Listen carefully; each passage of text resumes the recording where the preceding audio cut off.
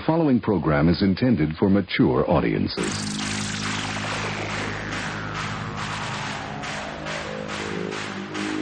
Breaking news out of Cleveland. The Browns have fired head coach Hue Jackson. This according to NFL Network insider Ian Rappaport. You're listening to Basically a Sports Show. Follow us on Twitter at Basically Sports. Subscribe to our podcast on iTunes. And check out every episode of the show at basicallysports.tumblr.com. Now here's your hosts, Zach, Greg, Mike. And you're listening to Basically a Sports Show. It's a beautiful day in the neighborhood. Greg finally got what he wanted. Woo! Oh, my. I will say... How big is the parade in Cleveland today, Greg? I tell you, man, people are pretty happy about this. They're very happy about it. If you're just tuning in or just haven't heard the news yet, which if you haven't heard it by the time this show comes out, well, I don't know what to tell you, but Hue Jackson, no longer the coach of the Cleveland Browns.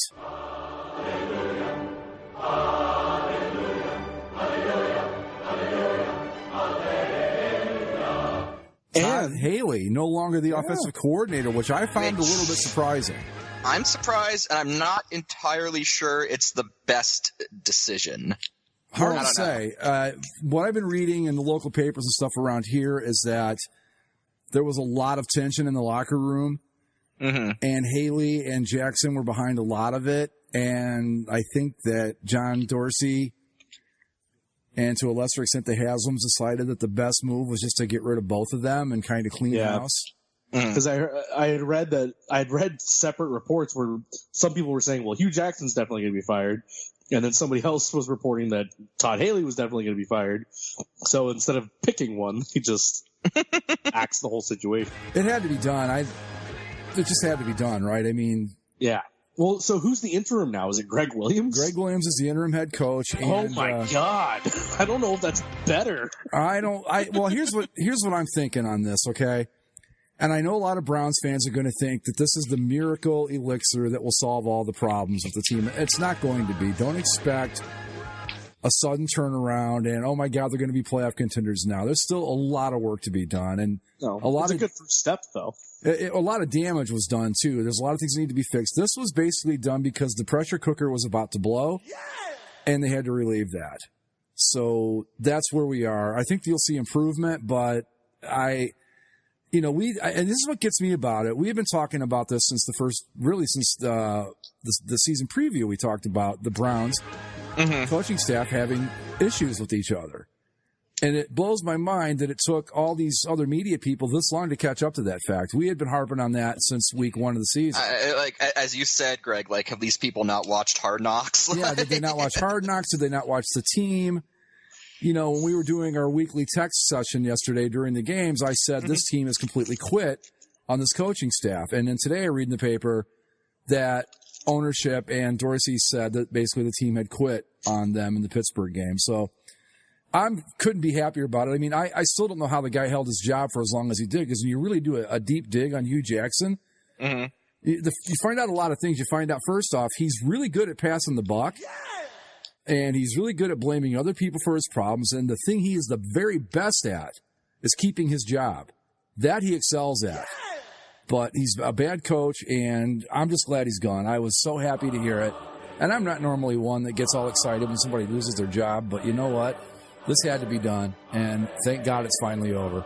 Because what I watched yesterday was just a team that had completely given up, and took place over the course of 3 weeks, where they were at least feisty and trying hard in every game. So yesterday, and it was just like, man, this is just bad all the way around. So here we are. That was the big news of the day. Here we are. I don't know. There's nothing else to really add. I think it had to happen. Like Zach said, I'm not sure if the immediate replacement is better, but I don't think anyone's going Greg Williams as the long-term answer. No. So. There's no way Greg Williams is there past this year. I guess the defense isn't bad, so maybe they keep him around, but I don't know. I don't know how that guy, after the Bountygate stuff in New Orleans, I don't know how he got a job still, to be perfectly honest. Because he's a pretty good coordinator, and as we know in the NFL, your ability correlates directly with how much you're allowed to get away with. And I think people thought he was a good enough coordinator that they could overlook the fact that he was essentially setting up hits, paid hits, to try to get people hurt.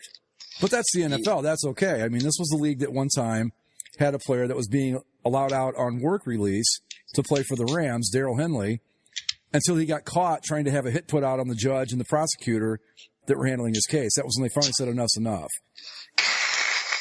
True story. You can look it up.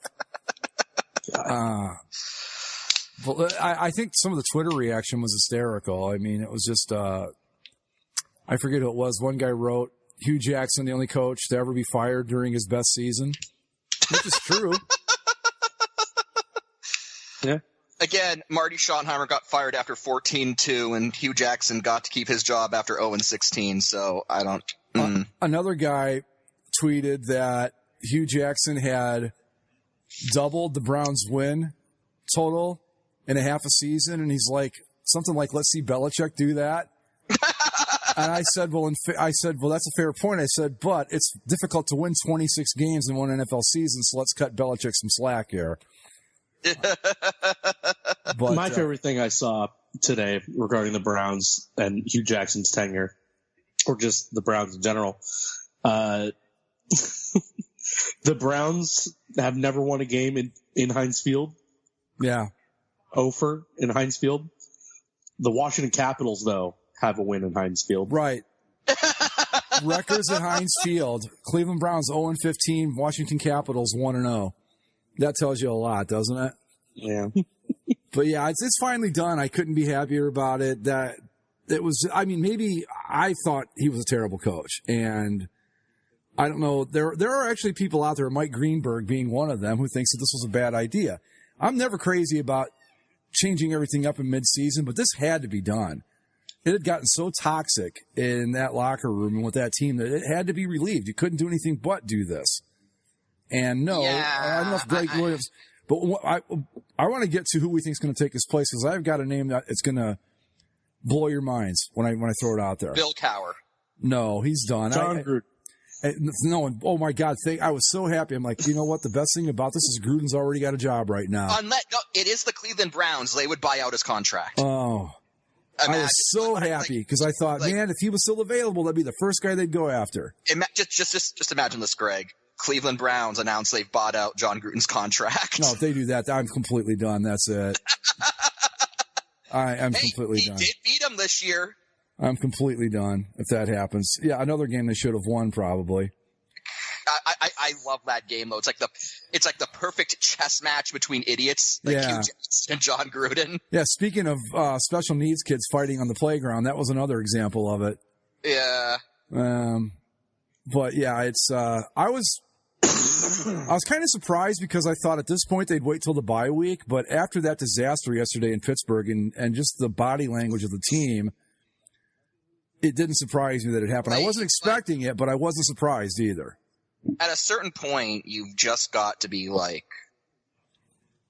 I understand that conventional wisdom says like you wait till the bye week so it's not as big of a transition, but any reading of the situation on Sunday should have been very clear. It should have just been like, this is essentially an emergency. Any reading of the previous two seasons. Right. Yeah. I can almost. I don't know why you had to wait until week 8 to decide. Yeah, you know what? Hue Jackson probably not good. Well, because the guy who maybe 0-16 would have been a sign, or anything you saw in training camp or the off season or like at any point. I actually have an explanation for that. Believe it or not. Oh. The Haslams, because they had pulled the trigger so quickly on so many other coaches, didn't want to get this reputation of firing a guy if he loses 3 games in a row, so they stuck it out with Hue. I mean, of all the guys to give the chance to, this is the one you picked. You know, what about who was the coach the year they went 7-9? I don't remember. I don't know. They probably could have given him at least one more year. That was maybe? like 18, 19 coaches ago. It's hard to tell. Yeah, like you're right. Out of all the guys they've had, surely there was a better option to be like the guy you give like the one more year to. Yeah. But no, Hue Jackson apparently. And I mean, that's the problem because this is just bad decisions spawning bad decisions. Like, they made bad decisions when they pulled the trigger on firing coaches too early. That was a bad choice. But because they kind of gained that reputation, it spooked them into keeping a legitimately bad coach around far longer than it should have, to the point where keeping that coach around potentially did some damage to a very promising up-and-coming team. And that was the biggest reason they pulled the plug. They were really afraid of how the team had regressed the way it had in such a short time. And that was what led to it, basically, because it really had. I mean, if you look at, say, the last 3 weeks of the Cleveland Browns versus the first 5 weeks of the season, two entirely different teams. I remember when they lost to the Los Angeles Chargers of Costa Mesa. You were saying, Greg, you texted saying like, "Hey, Mike, your Chargers putting a beating on my Browns. It looks like the Browns regressed to last season's form." Yeah, and they really had at this point. And they're hoping a franchise quarterback in Baker Mayfield. Good players in Denzel Ward and Myles Garrett, and then just a really good core of talent to build with. Yeah. And all of a sudden, it's looking like you've got the same team that went 1-16 in Jackson's first year, where there was no talent on that roster because they had dumped every veteran they had basically at that point. So, to their credit, to John Dorsey's credit, and to Jimmy Haslam's, I suppose, too, they said, we've got to do something about this right now. We cannot let the season go like this because it's just going to get worse. It's not going to get better. There was no turning that team around. It just wasn't going to happen. But you just can't let them regress to the point where all of the forward progress has been lost. Yeah, and I mean, I think that we're back at square one again, but I wouldn't say that. You still got a good defense. You've still got a good quarterback in Baker Mayfield. I don't think it's square one. There definitely has been some backward progression, but I don't think it's entirely thrown out the window. Well, when I knew that they had quit, to me, this is when you can always tell, is when the defense, which was very good to start the season. Mm-hmm. I think they're still number one in takeaways. When all of a sudden the defense isn't playing anything like it used to, and you go, and that to me is kind of a sign of them saying, why should we bother? Yeah. Why are we out here killing ourselves for nothing? The pressure cooker had to be released because it was not going anywhere. It was just poison. It was toxic. It was bad. Mm-hmm. And again, I know Browns fans are like, this is exactly what we needed, and it was, but don't think for 1 second that that's going to turn them into instant contenders. It's not. There's still going to be some bumps along the way. You've still got a very tough schedule coming up. You've got Kansas City coming to town this week. Under the best of circumstances, that's going to be a very tough game. Atlanta after that. So I'm glad it happened, but I'm also not so idiotic to think that, wow, everything's going to be fine now. It needed to be done. And thank God it was. Like I said, the more I read about him, I noticed that he makes a lot of excuses. He'll blame people for things that are his fault. And one thing I learned about Hue Jackson is the thing he's the very best at is keeping his job. That's what he's good at. And it showed. He went 3 and whatever it is and managed to coach there for 2.5 seasons. 3 and whatever it is, the Hue Jackson story. Yeah, because I don't even know the number of losses anymore. 38, something like that.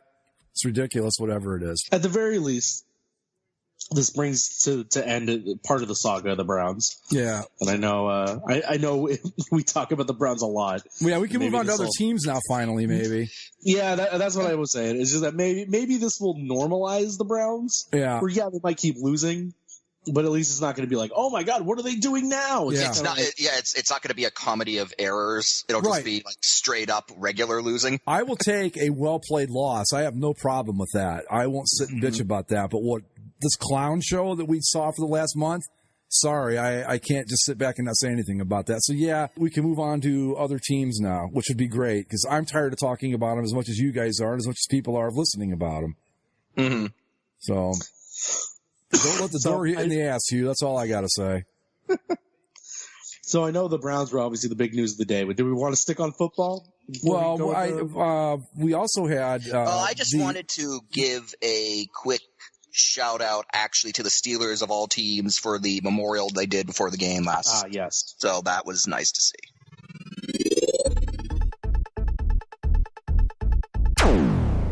I know that with all the Brown stuff, we're really missing out on. What I think really is the feel-good story of sports this year, and that those scrappy underdogs, America's team, the Boston Red Sox, are world champions, guys. Fuck that. The thing that pissed me off wasn't even the Red Sox winning. It was, immediately afterwards, they already have the championship T-shirt commercial already made. And it's like, hey, don't turn off your TV sets, Red Sox fans. Pinch yourself. You're not dreaming. It's like, this is the fourth time they've done this. Yeah, I can't believe this is happening.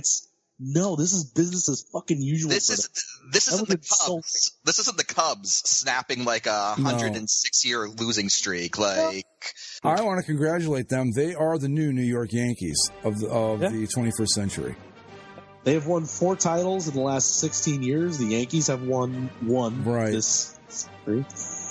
They are no longer the scrappy, lovable loser underdogs. They are Boston Red Sox can go get fucked and die. They are the Microsoft of baseball now. They are the big behemoth that everybody else is chasing, and whether they like it or not, that's the way it is. And congratulations to them, 1-4 in 14 years. That's pretty good. I'm not giving them congratulations. They can get fucked and die. I don't care. Well, yeah, that's kind of how I feel too, but spare me we're not the Yankees, because you're not. You're actually doing it better than they did it. So there's that too. I guess you can be proud of that while you're at it. The whole city of Boston could just fall back into the ocean. Right. I'm concerned. Because you think about it, yes, it's a lot for the Red Sox, but since 2002, 16 years, 11 championships. Yeah. For Boston. Yep. Yeah. Patriots, Red Sox, Red Sox, Celtics, Bruins, Red Sox, Patriots, Red Sox. Yeah. And then with the Patriots, in line to go to another Super Bowl. Yeah. Out of the AFC. And then there was that 2-year period where all 4 of them won, and you had that obnoxious ESPN the magazine cover. Yeah. Yeah, no. Yeah, I know. Fuck Boston. But that's what I'm saying with the Red Sox. And look, I understand that it didn't used to be this way. Fuck your Puritan farmers and your rocky soil. I don't care. I hate you all. But when the Los Angeles Dodgers, who spend quite a bit of money on their own, are considered like the underdog in this series, that's where you are now, Boston. Consider the Red Sox. That's where you are, because look, the Dodgers aren't exactly the Minnesota Twins.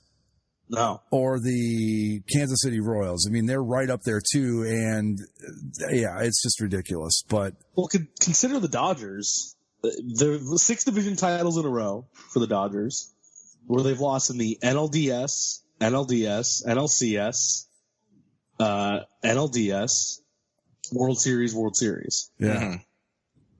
That's pretty pathetic on their part. If money's the only thing that gets you championships, the Dodgers are on the wrong side of the ledger somehow. I have to think that the Dodgers at this point have to be considered. They're in Washington Nationals, San Jose Sharks territory, right? They're getting close. At least they made the World Series 2 years in a row, so they still have National League banners and National rings. But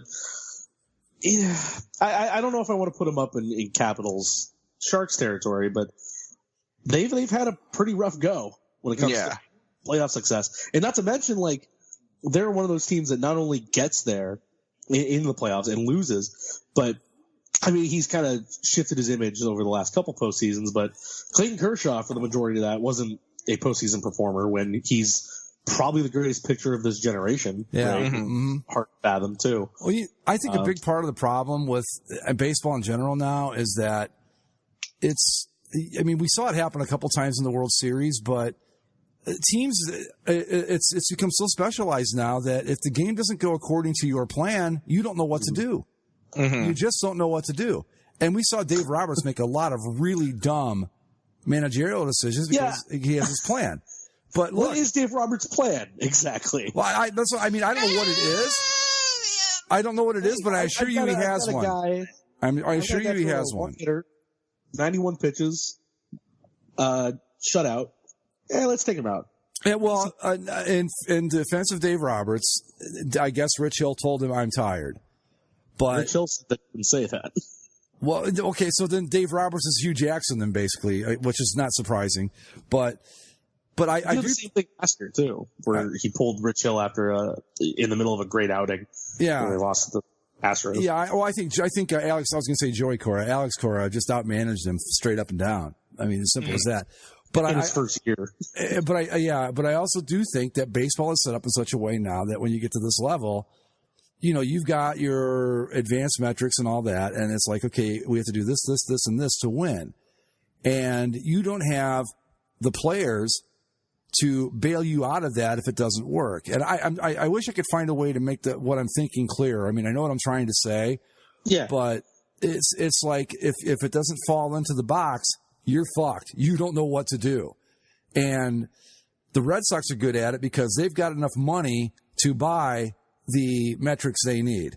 And they also got David Price coming back from the dead, helped them a whole lot in this postseason. A whole lot. Oh, yeah. Yeah. Especially in the World Series. So there was that too. But I think that either one of these teams, if they got behind by a certain point, now the Red Sox got behind 4-0 in game 5 or 4.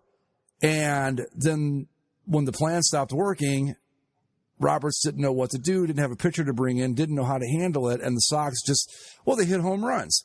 But my point being is that yes, you can win this way, but it doesn't leave a lot of room for deviation from the plan, if that makes any sense. And I don't know if it does or not, but that's what I think, is that baseball's reached the point where if it falls outside of the parameters you set for your team, you have no fucking clue what to do. And that's a problem. So, yeah, if that makes sense. Yeah, no, it makes sense. And I guess Dave Roberts is a good enough manager that, I mean, he gets his team to the World Series 2 years in a row, and they have been extremely successful under his tenure. And even this year, you know, they were down.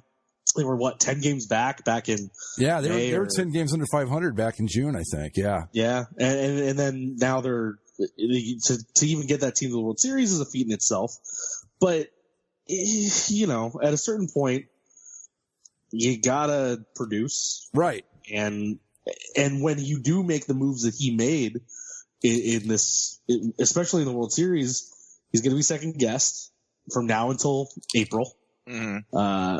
And it's kind of it's a bad situation for the Dodgers because, like you said, Greg, they can spend just as much money. They did. They went out and got the biggest prize of the trade deadline, and Manny Machado, who was awful in the playoffs, really. Which it was kind of funnily fitting that he was the final swinging strikeout of the game against the Red Sox of all teams. Mm-hmm. I don't know. It's just everything seems set up for the Dodgers to finally break through, and then they don't because they face off against, unfortunately, what ends up being the greatest Red Sox team of all time. Yeah, in terms of record, and you know, not only record, but then they finish it off by winning the whole damn thing. Yep. And I mean, look, unfortunate for everyone, really. Yeah, I mean, I don't like him any more than you guys do. I mean, hell, I probably like him less than you guys do, or hate them more, however you want to put it. But you know, they won 108 games, and they really had very little trouble in the postseason. So, yeah, you've got to at least tip your hat to what they did, even if you don't like it. And but yeah, so America's team, the Boston Red Sox, world champions for the 4th time in 14 years. After going however many years without. But I just think that teams are set up in a way now that if you get in a position where your game plan, for lack of a better term, doesn't work, you don't have the players to work around it. If that, like, there isn't going to be a guy anymore. Like, I guess Steve Pearce got the MVP, and I'm thinking, for what? I thought that was David Price's MVP walking away. That's what I thought too. I thought if anybody deserved it, it was him because he pitched well. I think he did a good job in relief and all that. But I don't know what I'm trying to say. I think that it's just a thing where baseball the players aren't well rounded enough anymore. No, I get it. Whereas if this happens, we can still do this. That just isn't the case anymore. It's a thing that started off with the specialized relievers, right? Yeah. Where you have your lefty specialist, your righty specialist. And then when you get into pressure situations like this, I don't think it's not it to an extent it's the plan thing you're talking about.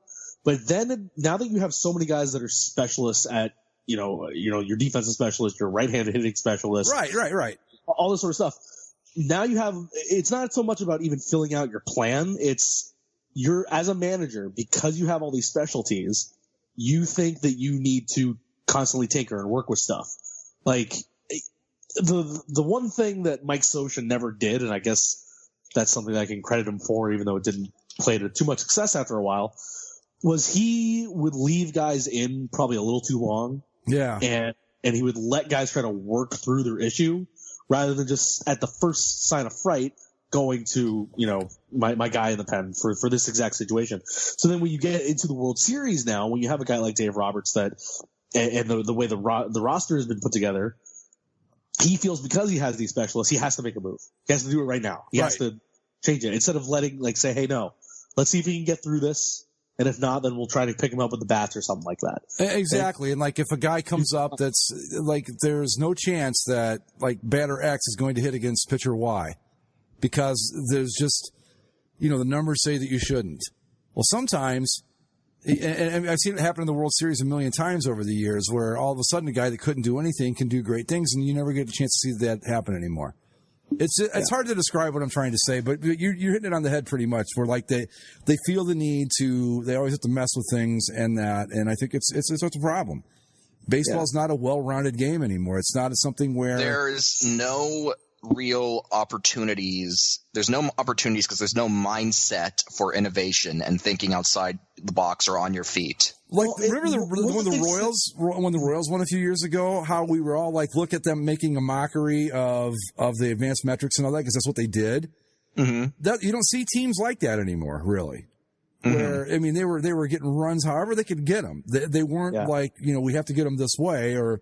It was just that's the difference. There aren't teams like the Royals even from they were 2015, and 3 short years baseball's progressed to the point where a team like the Royals, I don't even know if it even exists anymore. That could win a World Series like that. Well, one of the things that stood out to me because I knew the players did this, but my girlfriend pointed out because she'd never seen it was they did a close up shot of one of the Red Sox outfielders just standing in the outfield in between batters. And he was reading this note card that he had. Right. Where it's, color coded and all this sort of shit. Where it's for this situation, for this guy, he likes to hit here. So you want to be able to stand over here. Like a quarterback's wristband. But this little note card that they pulled out of their pocket. And that plus all the specialization and all these things you're talking about are part of the reason that I think baseball's been overthought to death. Yes, exactly. And now we're at a point where you get these 4-inning games. Yes, last year's World Series was incredible. And sure, you even have things like the 18-inning game this year that catch you because it's still a sport. It's supposed to be played out, and there's still some amazing things that can happen. But on the general whole, the fun has been beating the hell out of baseball. That is exactly my point. You've got that hits it right on the head. I'll be the first to admit it is no fun to watch it anymore. It just isn't. It is not a fun game to watch. It's a game that seems to me like that the people that really love it are the ones that are reading it off of a chart. They don't even care what happens in the game. They just want to make sure that their numbers match what they're supposed to match. But it's not fun anymore. It really isn't. It's not an enjoyable sport to watch.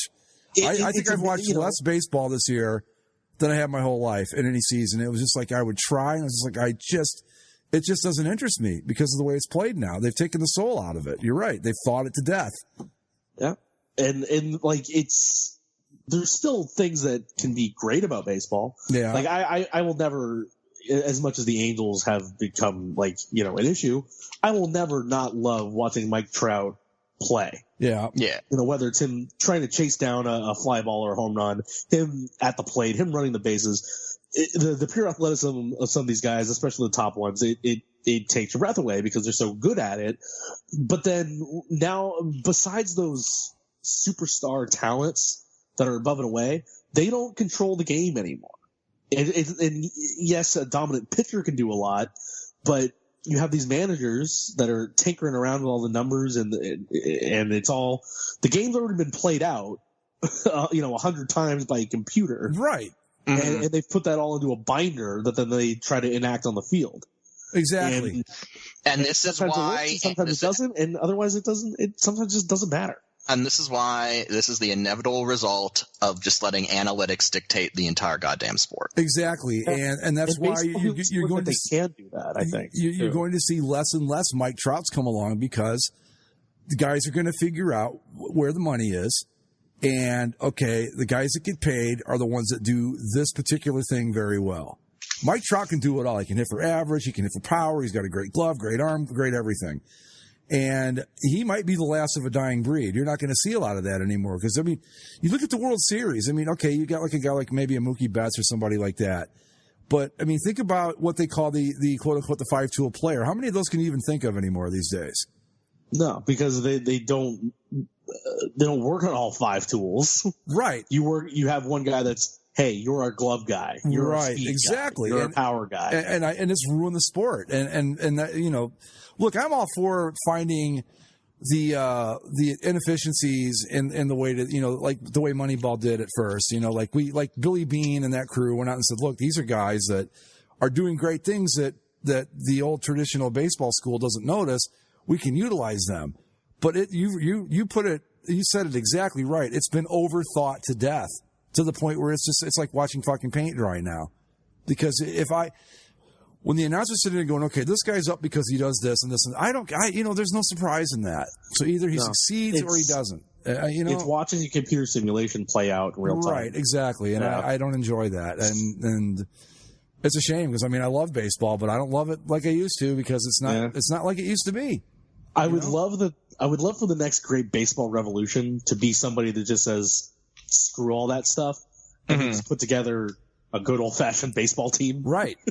And I don't worry about a guy's whip and his WAR and FABIP and whatever else. I mean, some of those numbers are good, and I think we've talked about this before, where they're good in use in context of the game. Like you see something, you say, hey, why is he doing so well? Well, he's doing so well because of this and that. Well, but when it's one thing when the play inspires the numbers, but when the numbers inspire the play, right? That's where we've kind of gotten out of whack with this because you're taking the game out of the game. It's now just a strategic like CompuSim or something like that.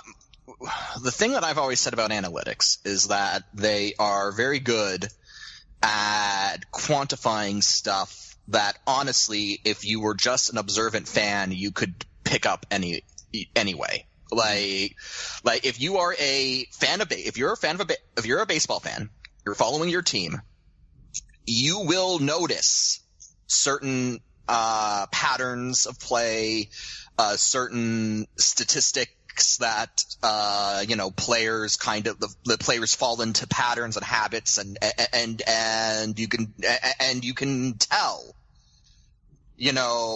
how a team is progressing, or you can tell if a team is winning despite themselves, and you can be like, oh, you know what, they haven't been at the top of their game but they keep pulling off wins, the bottom's going to fall out soon, I just feel it, and then it does.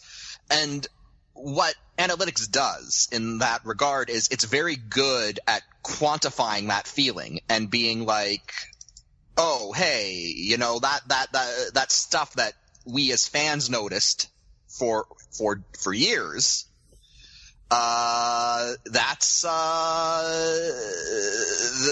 we can put a number to that, and we can understand why that is, and that's all well and good, but at the same time, people kind of took that, and now it's to the point where, as you guys said, you've got binders full of computer simulation results being used to dictate how a game is managed. And the result is that there's no, all right, doesn't matter if you're a baseball manager, a hockey coach, football coach, basketball, whatever. If you are a coach in a sport, you need to factor in the possibility that things are going to go awry. And in most other sports, the good coaches are able to think on their feet, and they're able to adjust when things turn against them. And baseball, you just don't have that, because baseball is caught up in this mentality of numbers first, as you guys were saying, and when the numbers when you get outside of what your simulations have called for, not even the talented managers don't know what to do because everyone's been conditioned to think this certain way. Yeah, Well, and, I think the thing too is baseball's the only sport where this could happen. I think too, because you have it's not. Like in hockey, everything's kind of moving fluidly. You have 5 guys going against 5 guys, and you're reacting in real time to things that are happening. Same thing in football, 11 on 11. You're reacting to where guys move and how this and that, and it's not purely just like with baseball. It's really just a one-on-one thing, and it's station to station, and it's not you're not really playing with the game. It's pitcher versus batter. Batter initiates ball in play. And then the parts react to where that ball goes. But you know what? We're starting because you know where the ball could go. Then you can place your guys in the place to to properly counteract that. And right. Well, that's why we've seen the shift become so prevalent in baseball. But I'll tell you another sport. Every single batter is being shifted on. Yeah, but there's actually been like serious talk about outlawing the shift, which I don't know if I'm for that. I think I would rather. And this goes back to what I was saying before. You don't need to outlaw the shift. You need to teach these guys how to hit around it. Like if as a left-handed batter, if I walk up to the plate and I see everybody stacked to the right side, I'm hitting it down the left field line and I'm running all day long. I don't know why guys don't just lay bunts down the left field line all game long. Because their numbers state, I'm good at doing this pitch in this situation, hitting it to this part of the park. At the end of the day, an athlete, even a talented athlete, he's only as good as what he's been taught to do. And because baseball's been skewing in it's so regimented, specialized direction, we say that in 3 years it's become this, but I think it's really only peaked. It's been going on for a while. Yeah. The Royals were an anomaly to the sport. Yeah. That's true. And I think that insofar as all that stuff goes, like, honestly, players today just don't have the ability to think on the fly. It's not just managers who can't adapt. It's players who can't adapt. And that's not a knock on the talent or the athleticism of today's crop of players. It's just that as a baseball player, you can't do something that you've never been taught to do. And I know that seems strange, like why, it seems odd that these guys wouldn't know how to play adaptive ball. But the truth of the matter is that it's kind of been slowly but surely bred out of baseball players for probably a generation at this point. What happens is, like I said, you get the charts out and you go, okay, this guy is a left-handed hitter. He hits, his slugging plus whatever on base is this much when he hits the ball to this part of the park. So that's what you work on because that's what he's good at. That's where he excels, is hitting the ball to this part of the park. And then the defense on the other side goes, well, this guy always tries to hit the ball to the side of the park. We will shift over here and make him hit around 4 infielders on one side of second base. And he never gets a chance to work on, well, why don't I just work on hitting line drives to the left side? Because they don't do that anymore. You guys have hit it exactly on the head. It's so regimented and so, it's just become a science now. And a guy that's good at hitting the ball to the right side, they're not going to worry about him hitting to the left side because they're going to play the percentages. And that's another thing that hurts it, I think. I mean, this has honestly been going on for a while. What's the big argument for the designated hitter? Pitchers are terrible at bat, so who wants to see that? Let's get rid of it.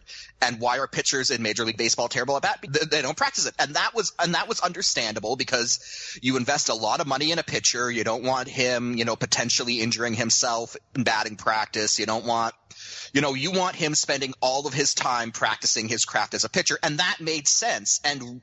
But that mentality somehow got blown up into every tiny aspect of the game. Right. And look at the guys who do practice their hitting a little bit. Like take Madison Bumgarner, for example. That dude can just flat out, he can rake, man.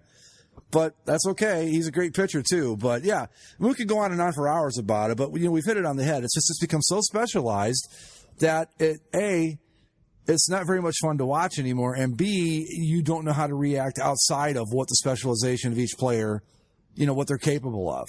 And I think that if you like I remember watching Joey Votto of the Reds, they would put that shift on him. Every time I'd watch him bat, I'm like, dude, You just tap the ball down the third base line, you've got an easy double.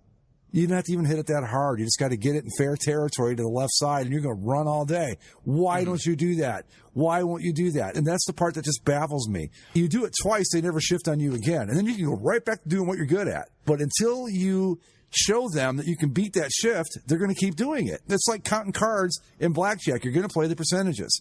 And that's all baseball's become now, is playing percentages. That's it. And that's no fun. That's like going and watching people play blackjack. I mean, who gives a shit? If you're not playing, why bother watching it, right? No, you're right. It's no different than, poker, blackjack, all those sports. The players at this point are just cards that are being played by the respective managers. Baseball is never going to get back to what it was, I don't think. No. As long as we're doing this. Because when it was America's pastime and the heartbeat of what American sports was, it was power, it was passion, it was freewheeling. It was something uniquely American that you don't really see played elsewhere. You're never going to see another guy like a Rod Carew. And I know you guys probably are way too young to remember him, but he was one of the best hitters of all time. And he didn't hit for power. I mean, he could hit a home run here and there. He was the classic example. I forget the guy that said it way back in the 30s. They said, "What's your philosophy to hitting?" He said, "I hit the ball where they ain't." In other words, I'm going to put the ball where someone's not standing. And Rod Carew was a perfect example of that. You could play him however you want. It didn't matter.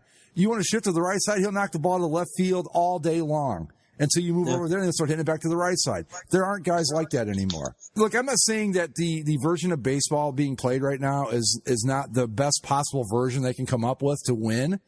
But my God, it's got to be entertainment too. And if it's not entertaining anymore, and it's not, and when you've got a guy like me who loves baseball the way I do going, I don't even give a fuck if I watch it anymore, you've got a problem. The young kids are going to go, well, just because you're against the advanced metrics and you're just old and you want... No, it's not it at all. Your game's fucking boring. That's the problem. Move on to the National Football League. Let's. Home of Ty Montgomery and the...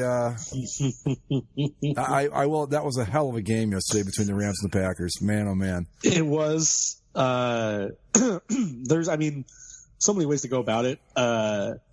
I'm concerned about the Rams defense. I will say that. Because I keep saying to myself every week, well, they're going to step up now. This is when they're going to step up. And they do make big plays at the end of these games, but it's like when the Packers came out and started running the ball right down the Rams' throats, I was kind of like, this isn't good. Well, and then on the other side of it, the Packers defense showed up for the first time. And I don't know where that came from. They must have borrowed someone else's defense is all I can figure. I don't know where they picked them up. Was USC around? Were they home that weekend? And I don't know. They were, yeah. Well, you saw the field, Greg. You know that they played the day before. Yeah, right. That was a beautiful field. An absolutely beautiful field. I will tell you what was beautiful was that game to look at. Man, oh man. It was like watching a game from my childhood, except in high definition. It was really cool. Yeah, it was a little strange. Like I didn't, I liked it for what it was. My girlfriend was like, "That's too much yellow," and so then a second later she's like, "They're wearing the same pants," and I looked and I'm like, "Yeah, more or less." The colors are different. Gold. Jesus. Hey, yes, I know it was different than the gold, but they're on the same side of the spectrum, and it's like you kind of look at it for a half second, you're like, "Yeah, from the waist down, these are pretty much the same team." Yeah, that's true. Well, that was the case back in the 70s, so everybody looked like that. Yeah. One uniform-related note before we get into the meat of the games. I had preached and hollered and bitched about the Steelers bringing back those block numbers, and they did yesterday. And those are the alternates. And I went, I was like, I got to admit, I thought they looked good, but I think the italic numbers are better. Aha! That's Victory! What I said when these things came out. I'm like, look, I get it. I know those are the 70s uniforms, and everyone says they're supposed to be better, but they're not. They're just, there's nothing to it. It didn't look right to me, and I thought that was the weirdest thing. Victory. Well, you know what it was? I saw them, and I said, much like Iowa. And I said, they look just like Iowa, and then I thought, no, wait a minute. Iowa looks like what the Steelers used to look like. But yeah, I've completely done a 180 on that. I will not bitch about the italic numbers anymore because, to be completely honest about it, I think they look better. They do.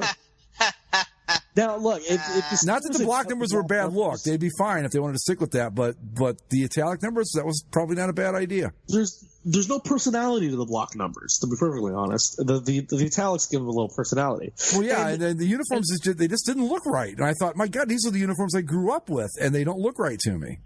You know? It's one of those things where, like, if the Steelers had never changed, if they'd always had the block number, then, nobody would think twice about it, and that's that.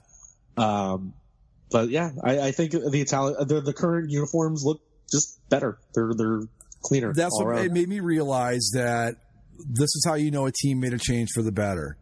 When you look at the old uniforms that you think you like better, and you go, yeah, they're not as good. And the italic numbers, that was the right move for them. And I will never bitch about them again because I finally got to see the comparison, and I went, yeah, not so great. Not bad. Welcome to the side of being right, Greg. Yeah, well, it's one of the rare times, but I will take it while I'm here. But yeah, it just didn't do anything for me, and I was really kind of disappointed because my first thought was it's the Iowa Hawkeyes, who are the Pittsburgh Steelers, and blah, blah, blah, right on back. But yeah, I think it worked better back in an era when everybody had those numbers, and it didn't seem as out of place as it did yesterday. If that makes sense. Yeah. So anyway, but yeah, back to Rams off Packers. Great game. Great game. Great game. Yeah. And I don't know. I don't know what to think about the game, like, going forward as a whole. On the day, I'm proud that the Rams were able to. Again, they've had a stretch here where they've had some tight games, but they do what the good teams do, and they pull out these tight games when they need to. Todd Gurley still doing his thing, being great. Oh my goodness, that guy's a player. He's awesome. And the thing, I was a little concerned that maybe we gave Aaron Rodgers too much time, but it didn't matter at the end of the day, because Ty Montgomery, as you said, and as the Deadspin article says perfectly, went rogue. According to a bunch of the players were like. Devontae Adams said the game was won. I already worked out in my head how everything was going to happen. All we needed was the ball. Mike McCarthy said that the plan was to stay in the end zone and give the ball to Aaron Rodgers. Right. Obviously, the plan is to stay in the end zone 2 minutes. We actually talked about this as a team. Well, there was 2:05 left. So if he stays in the end zone, no time comes off the clock. So you've essentially picked up an extra timeout because you're going to get to run one play, 2-minute warning, and there you go. Yeah. But the best quote is from an unnamed Packers player. I don't know why they couldn't put their name to this one, but this is a good one that I'm going to read in full because it's funny to me as hell. Via NFL.com. They took Ty Montgomery out on the previous drive for a play. He slammed his helmet and threw a fit.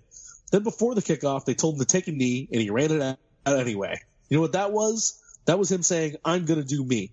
It's a fucking joke. I mean, what the fuck are you doing? Yep. We've got Aaron Rodgers, the best I've ever seen. You're going to take that risk? I mean, it's 12. All you got to do is give him the ball, and you know what's going to happen. The video of Aaron Rodgers' reaction on the sideline, too, is just like, the hell? Well, even with all the other stuff taken out of consideration, any ball that's kicked that deep into the end zone, there's no upside to bringing it out. I don't care if it's the first quarter of a scoreless game. There's no upside to it. I agree, because there's plenty of times that players do that. And you look, where he fumbled the ball, he fumbled it at the 20. Yeah. So you took a knee in the end zone and ran it out. You got to the same spot. Well, don't they bring it out to the 25 now? Right. They do. Now. That's what I mean. There aren't any players in the league anymore that I can think of off the top of my head that should run the ball out of the end zone. I mean, if it's right on the line or maybe like a half a yard in, okay, why not take a shot? But 2-3 yards deep, sit down. You're giving up yardage because how many guys do you see get past the 25 now on kick returns? It's pretty rare. It was just a dumb play. I'm sorry. It's 75 yards. You don't even have to go 75 yards because you're only down by 2. Yeah. So at the 25, you got to go, maybe 50 yards? Yeah. Yeah. At the most to get into field goal range. Yep. You got Aaron Rodgers. I think they had the 2-minute maybe warning even and 40 yards. 2 timeouts, I think, at that point. Aaron Rodgers. 2 timeouts, 205, Aaron Rodgers, and you got to go 40 yards. And you've been moving the ball on the Rams all day. Yes, Aaron Donald came up with a couple big sacks there late, which is the kind of thing I'm talking about with the Rams defense. They don't show up early, but they slam the game down when they have to. But you're moving the ball well. You got 2 minutes, 5 seconds, Aaron Rodgers. And at the very least, he's the Hail Mary king. Yeah. Right? So, the hell. I don't know why Ty Montgomery, but you know what? The whole part about this is about me, that is, I don't doubt that for a second. I see that too much in the NFL these days. I'm going to make a play here. Yep. I don't think that I can do it. I'm going to do it right I'm going to show everybody. And what you've just done is you lost your team a game. It might have won. Now there's no guarantee that Rodgers. But you look like I was telling Zach while you were away, Greg. Like you look at this division, and the Bears have like a 1-game lead, and it's really tight from top to bottom. Yeah. This division is really tight. Even the Lions are still in it. So like. You know, you say like not only did he cost his team a chance to win the game, but like this could they very well could be on the outside looking in by a game at the end of the year. Yeah, I mean it was just when I get it if what's his name, Deshaun Kaiser is in the game, sure, absolutely run it out because we know nothing else is going to happen. But like everybody said, it's Aaron Rodgers. He is, okay, at the very least, the second best quarterback in the NFL right now. Yeah, at the very least, you want to have a chance. Yeah. With Aaron Rodgers. And I like my odds. You go out and do that and you fumble and you lose that chance? Yeah. And what are you going to do? You give me 2 minutes and 5 seconds, Aaron Rodgers at the 25-yard line. I like my chances. You know, it's not a guarantee, but I like him a whole lot better than Ty Montgomery thinking he's going to run a kick all the way back. Mm-hmm. It was a dumb play. And when the team is telling you, when they're admitting they're pissed off at you, that's bad. That's how bad you fucked up. That the team is actually coming out and saying, yeah, we're mad at him for doing this, because that usually doesn't happen. But yeah, but great game though. And the Rams remind me of the 80s 49ers in this respect. Even when they're not playing great, if you give them an opening, they're going to take it every time. And that's kind of what happened with them yesterday. They didn't play. I don't know that they played that much better than the Packers. No, I don't really think when it comes to even the last 2 weeks, I'd say this is the lesser performance of the last like 3 games. But when opportunity presented itself, they took advantage of it. Sure. I mean, I remember a Rams 49ers game back when Joe Montana was playing, back at the height of the Niners dynasty, where the Rams were basically kicking their ass the entire game, but there were like 5 times in the game where the Rams screwed up and the 49ers capitalized on every single one and won that game. A game they had no business winning. And that's this Rams team, that's what they remind me of. I mean, they are good. And the defense, I'd be a little concerned, but you know what? They seem to step up when they need to. And I have also found, as watching him yesterday, if you're not allowed to hold Aaron Donald, he's pretty good. Yeah. I remember that little highlight package they showed. I texted you and I said, they've been holding him on every single one of these plays. There was one replay. What did you say, Greg? It's really easy if you're allowed if you're allowed to cheat, it makes it a whole lot easier to win. There was one it was just a normal replay where they were looking at Aaron Rodgers, but then you see in the background, you see Aaron Donald, and the Packers lineman has his forearm, like shoving his the face mask of Aaron Donald all the way up. He's essentially choking him while Aaron Donald's got his hands on the other side of his arm trying to get through. Yeah, and it's like, you kidding me? And then early in the game, every single time they threw towards Brandon Cooks, the DB has a handful of his jersey. Yep. And there was not a single holding flag thrown on the DBs all day. Like I said, man. What the hell are you looking at? If you're allowed to cheat, it gets a whole lot easier, believe me. No, they ran that little highlight package of Aaron Donald there, like in the fourth quarter at some point. I said he was held on every single one of those plays. Yeah. Not to mention, there was at least one play in particular that I remember where Goff's throwing it, and the Packer DB is already in the process of trying to tackle Brandon Cooks. Because he knows the ball's coming to him, so he's trying to tackle Brandon Cooks. The pass hits the DB in the back of the helmet while he's already got his arms around Cooks. And it's not PI. Like, he's tackling him. The ball hit him where his hands were supposed to be. Yeah.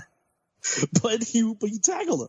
So it was, the Rams didn't play well. I'm not going to complain about the referees too, because on that touchdown drive late, I think it was in the first half, third quarter, where the Rams got those two, or it was in the fourth quarter.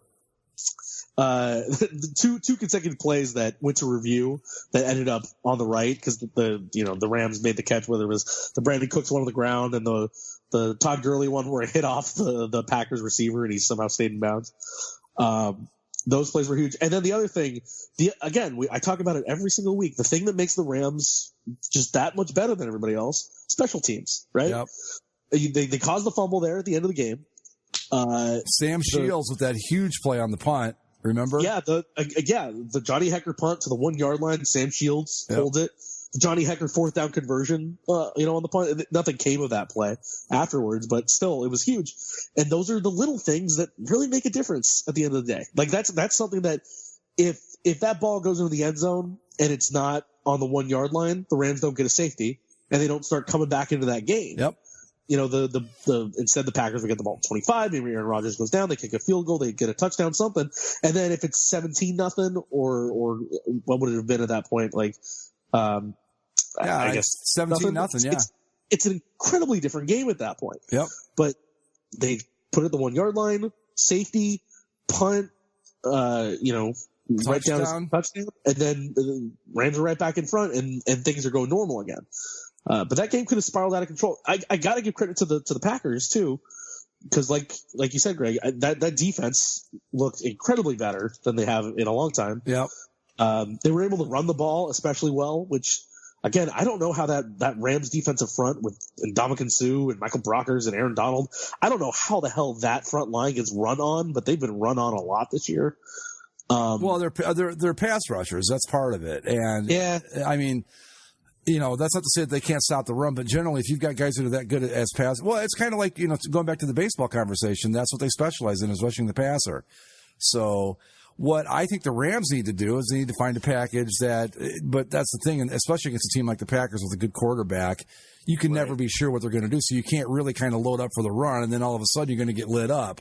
So it makes it tough, but But I got to give props to the Packers. They played much better than I anticipated. Oh, me too. I was figuring like a 47-10 game. I thought this is going to be really ugly. And I just want to say another thing too to all the friggin' announcers and media people and everybody else. Yeah, there were a lot of Packer fans in the stadium.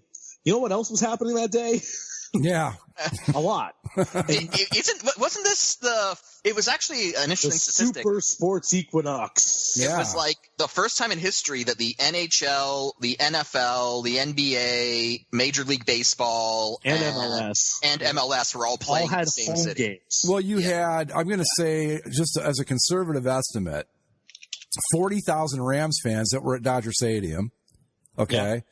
Another however many that were going to go watch LeBron and the Lakers. Look. Well, the Lakers weren't home. It was at Clippers. Well, then I don't know. Well, fuck, I don't know what the problem was. Well, okay, the Clippers don't really even count. But yeah. Too, the way all these things work, I don't give credit to this stuff too much in the regular season because I see it enough as a Ducks fan. Like, when you get – the schedule comes out in, June or July, something like that? Yeah. And if you're somebody from Wisconsin and you see that in late October the Packers are playing in Los Angeles, well, I know where I'm going. Well, there's that, and you get a lot of transplants out that way. And there's a ton of transplants. And even so, among the transplants, again, LA was without football for 25 years. Right. And I know plenty of people that are Packer fans that have no connection to Wisconsin whatsoever, but because the Rams were gone when Brett Favre won his Super Bowl, right, they became Packers fans out of that. Yep. And so there's a ton of Packer fans and Bronco fans that all live in this area. Well, you've because of those championships. You've got teams in the NFL. There's probably 3 or 4. You've got the Packers, the Steelers, the Cowboys. That they travel like college football teams do. Yeah. I went to a Packers Cardinals game in Arizona. And it was at least 65% Packer fans at that game. And those were some of the good Cardinals teams too at the time. So people are like, oh, there's a lot of Packers fans here. Yeah, you could say that literally every week at any stadium across the country. Yeah, wherever they play, you're going to get that. Same with the Steelers. I mean, and you can watch the Steelers play just about anywhere. Maybe so people that are taking this and expanding it out to some, I guess the Rams really aren't. Oh, no bullshit. So it's like, well, bullshit. One, all the factors you mentioned, and then on top of that, look, these things cost a lot of money, right? Yeah. You know how much money you can make if you're going to sell it to any of these people? It happens. It happens at Dodger games. It happens at Angel games. It happens at Rams games. It happens at USC, UCLA, Lakers, Clippers. Maybe not. Oh, well, let me tell you, every single one of these teams, if you have an East Coast or Northern team, because of the people that live out here, or people that want to come out here for the games because they don't want to live in the shitty winter, like. It happens every single time. Now, if the Packers played the Rams in the playoffs, there'd still be a fair number of Packers fans because it's they're the Packers. Because they're the Packers and there's people that live out here and all that sort of stuff. But there would be more Rams fans, generally speaking, than there might have been. Yes, I won't even grant the premise that crowd yesterday was some sort of indictment of Rams fans, because that's just bullshit. The Packers do this everywhere they go. The only team I've seen that's worse when it comes to this stuff are the Steelers and the Cowboys, who travel even better. I mean, I can't tell you the number of Steelers games I've watched where you're like, are they in Pittsburgh? Yeah. But, yeah. No, last night, the World Series in Los Angeles, big deal. There were still at least 25,000 Red Sox fans at that game. Yep. Oh, I quit going to watch the Indians play the Red Sox because I couldn't stand it. Yeah. I couldn't take it. It drove me nuts because I'd be surrounded by fucking Red Sox fans. Anyway. Yeah, it was a great game. Good win by the Rams, and the Packers they played great. Who knows what would have happened if Ty Montgomery doesn't stick his head up his ass? But hey, what are you going to do? And it's one of those games. It's kind of like, this game makes a game that they lost that they shouldn't have all the more important. Now I don't know what the record is now. Is it 2-3? 3-3-1. 3-3-1. Yeah, because I remarked at the beginning of the game, it was 3-2-1-0 on the scoreboard. 3-2 and 10 ties. I forget who we used to make jokes about in the NHL that we're trying to get to the playoffs by going like 0-41. Oh, the Predators did that. Yeah, for the Predators. Time. Yeah, but where they went to the 25 shootout losses. Right. Or the year that the Florida Panthers made it to the playoffs. Yes, that was who did it. Yeah, they made it to the playoffs on overtime and shootout losses, and then they lost 3 of their 4 games in the first round in overtime. Yeah, pretty good stuff. Your Chargers and then there's always the elusive potential of an NHL team to make the playoffs going 0-82, get 82 points. That might be good enough one year. Were your Chargers off yesterday, Mike? They were, yes. Okay. Yeah, they had the London game last week. So that's right. Bye week. So the Rams, they were 7-0 for the first time since 85. They're now 8-0 for the first time since 1969. Wow. That back in the Merlin Olsen, Deacon Jones days, the blue and white uniform days. Yeah. Been quite some time. But Roman Gabriel and who else was Jack Snow, wide receiver. Yep, they're halfway there. How come I know more players from like 1969 than I do from today? It's your childhood. It sticks with you. That sort of stuff. I suppose. That's when I fell in love with those Rams blue and white uniforms. Was back in I could name every goaltender in the NHL from like 1997, but I can't name some of the guys that. I know, right? I know. It's the funniest thing. But elsewhere, I think the other big game on Sunday that needs to be talked about for sure is Saints Vikings. I mean, I don't know how much you saw this because it was happening during the World Series game there, but big. I watched a lot of it for the Saints to win this in Minnesota. The Saints are 6-1 now. Vikings are 4-3-1. And the Saints didn't beat them like tightly. It was the Vikings got a touchdown late to try and get it close, but the Saints beat the crap out of them. This Vikings team is overrated. It's not as good as we thought it was. I am tending to agree with you, Mike. I have to go along with you on that. I agree. Yeah, I think the funny stat from the game. Drew Brees on a team that scored 30 points, 120 yards with 1 touchdown. Kirk Cousins on the team that scored 20 points, 359 yards and 2 touchdowns. I don't even know how that happens, but it does. But yeah, the Saints, man, I tell you, we knew they were going to be good. They're 6-1 now, right? Yeah, 6-1. I think they've got the AFC South locked up. Although I will say the Panthers, still hanging around. The Panthers aren't giving in quite yet. I'm going to say something that's going to bother all of us quite a bit here.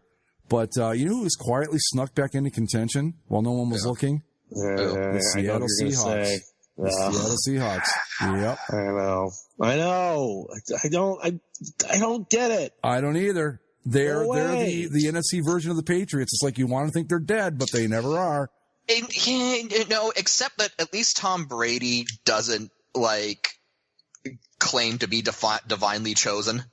No, he lets the pictures do the talking for him.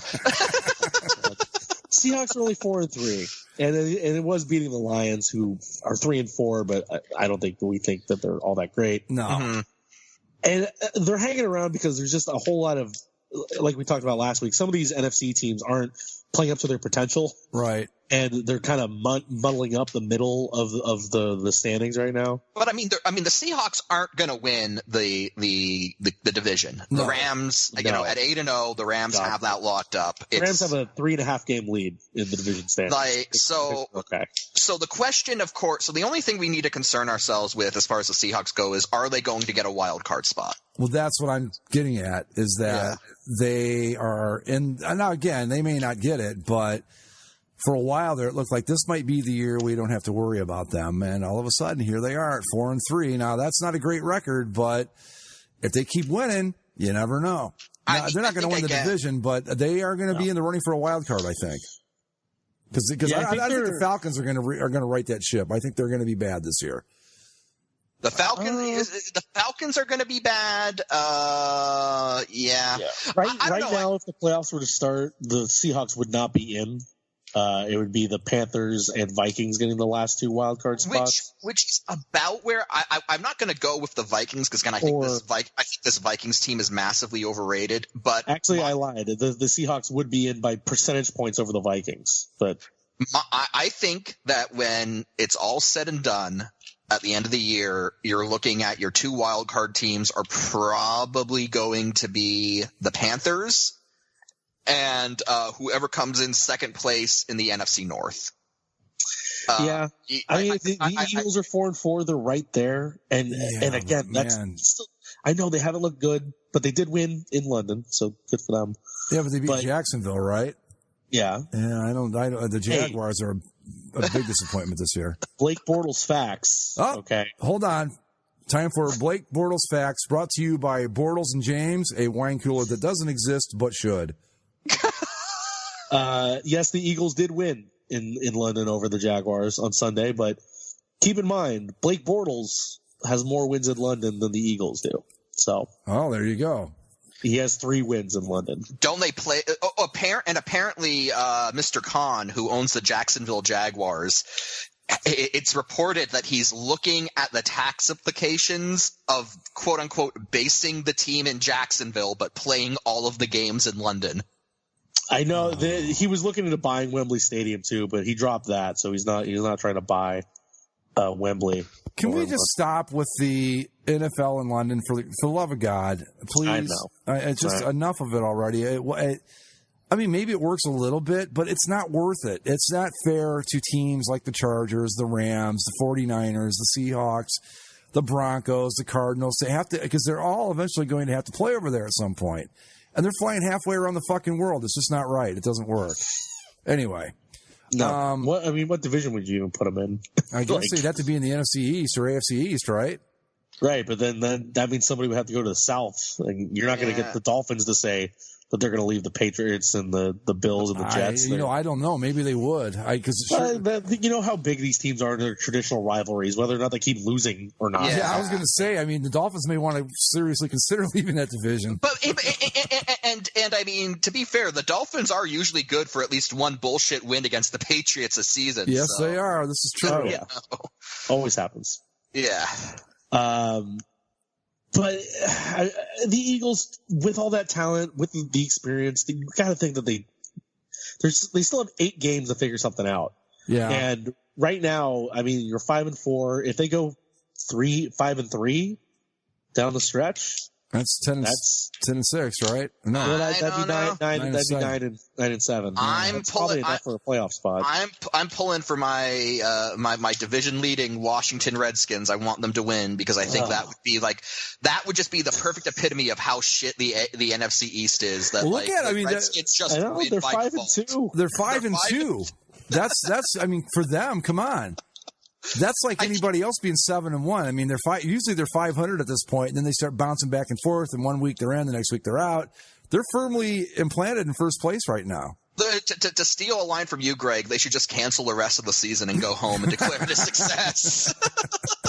Good job, everybody. We claim victory. We're going home now. Right. Oh, that would make life so much easier for the Browns if we could do that.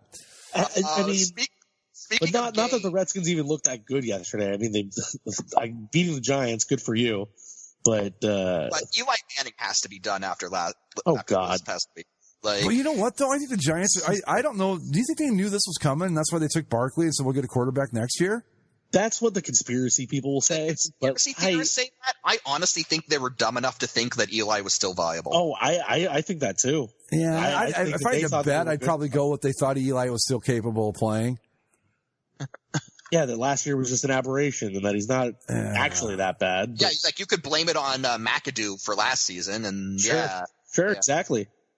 Yeah, they broke his streak for no reason, and now he was sad. He's sad, Eli.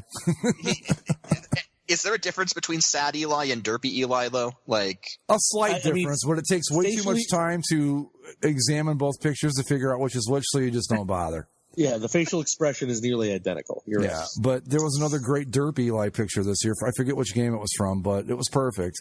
Yeah. The Chicago Bears, they are 4-3 in the first place. Bears are division leaders. Chicago, I called it. They beat the Jets at home, so I don't. That's okay. It's not a great win, but they won, so they're 4-3. They're in first place. Chiefs Broncos. The Broncos have been pesky lately. Yes, they have. 23-30. The Chiefs win that one. Yeah, they and that might, was they in might Kansas be pesky, City, right? but they're not getting the W, and that's all I care about. Got to keep them nice and down in the.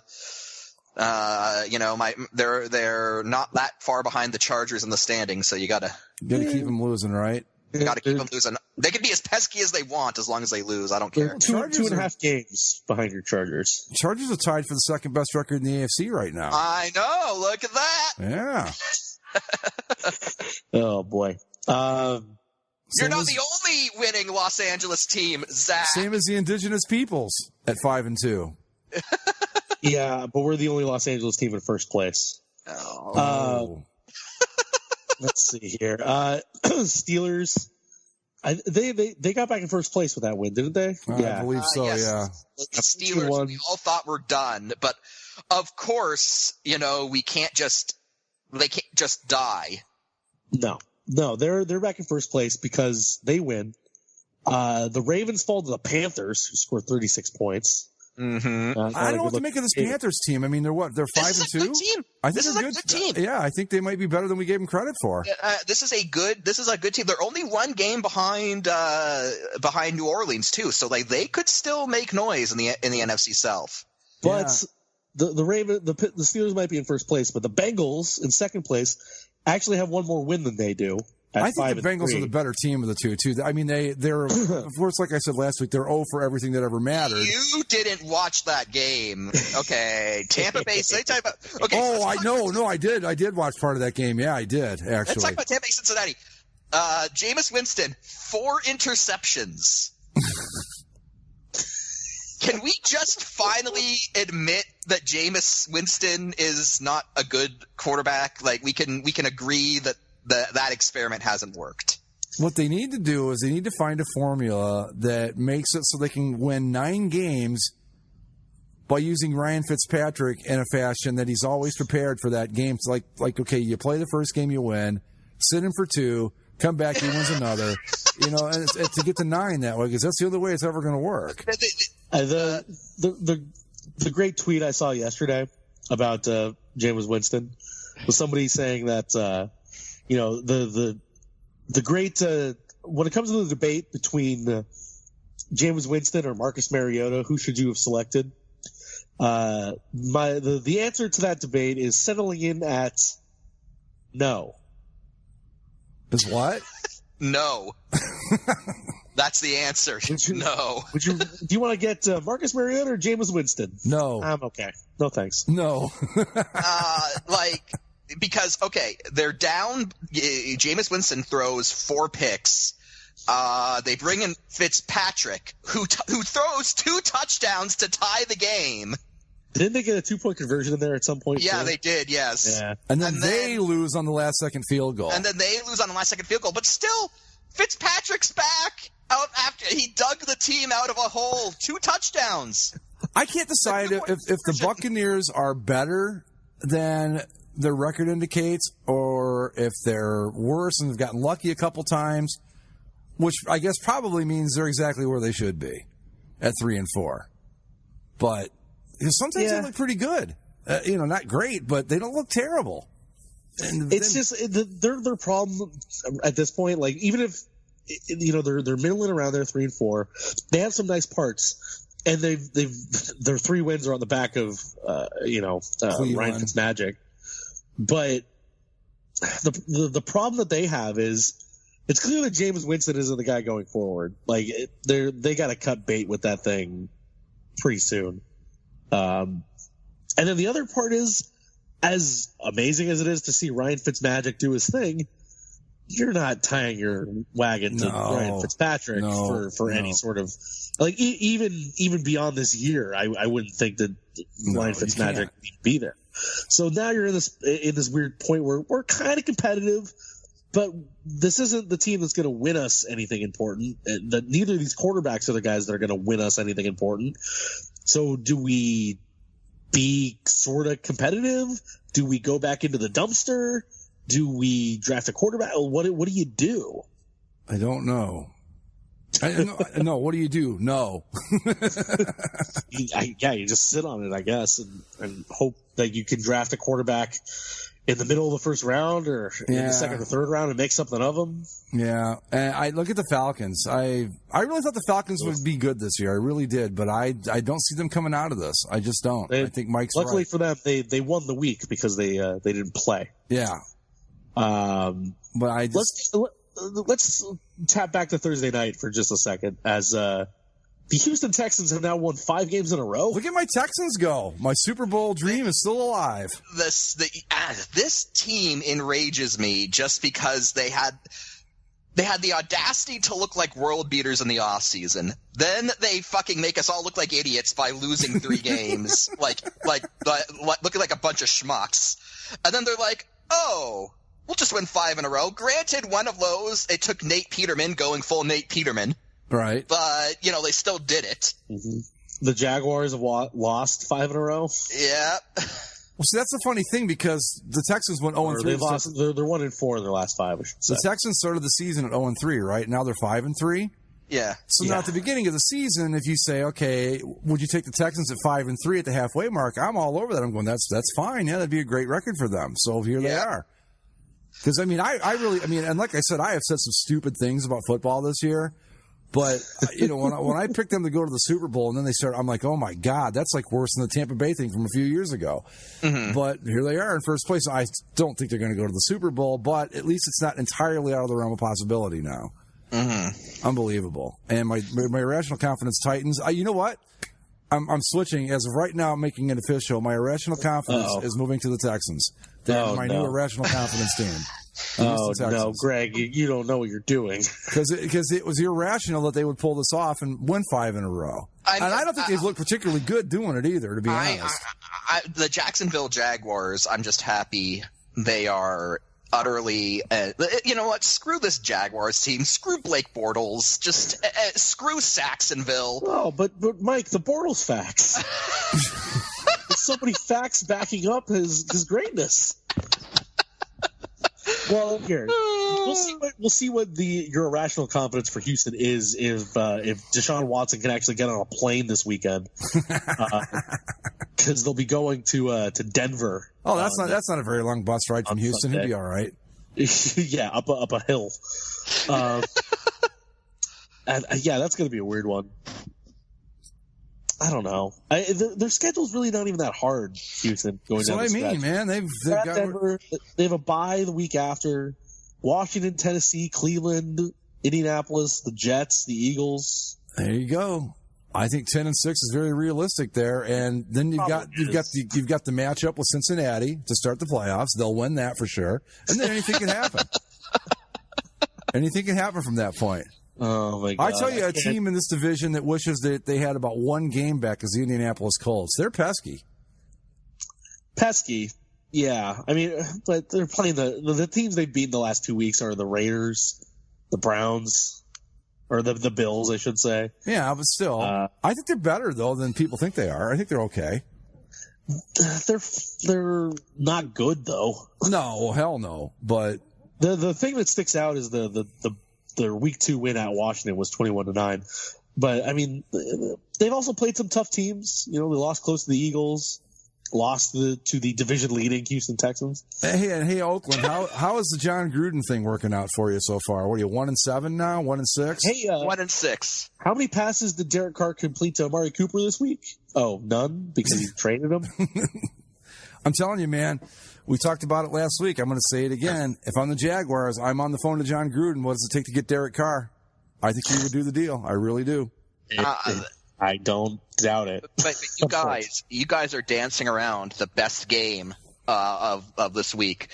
49ers Cardinals game of the week. Come on. Yeah, real shame it didn't end in that 2-3 or 5. That would have been the greatest score in the history of the NFL. 5-3, the final. That game deserved to have ended 5-3. Oh my God! Monday night tonight we got the Patriots taking the show on the road to play the Buffalo Bills. Derek Anderson and the Buffalo Bills. I don't know. Or is it Josh Anderson? Or do we get lucky and do we get an appearance by the immortal Natty P? I'm looking it up. Starting QB. Who is the starting QB for the Buffalo Bills this week? I think it's Anderson. I think it's still Derek Anderson. Oh, God. You're going against Tom Brady and the Patriots, and the best bow in your quiver is Derek Anderson. I guess it's better than... I don't know if it's better than anything. On that note, we're going to call it a night, folks. Follow us on Twitter at Basically Sports. Subscribe via iTunes, Stitcher, Spreaker, and YouTube. And you can find us on Facebook. And don't forget to tune in every week for our weekly sponsored segment, Bortles and James, the wine cooler that doesn't exist but should. We'll see you next time. Later. Adios.